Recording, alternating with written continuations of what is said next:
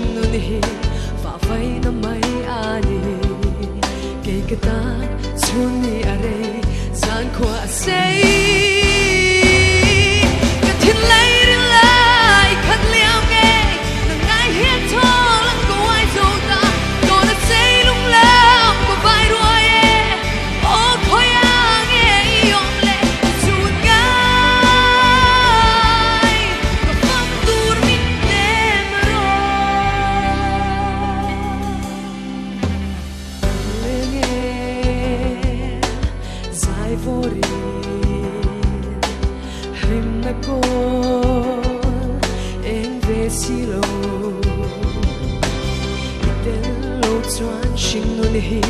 thaler Khawhar ani ke ketan chuni are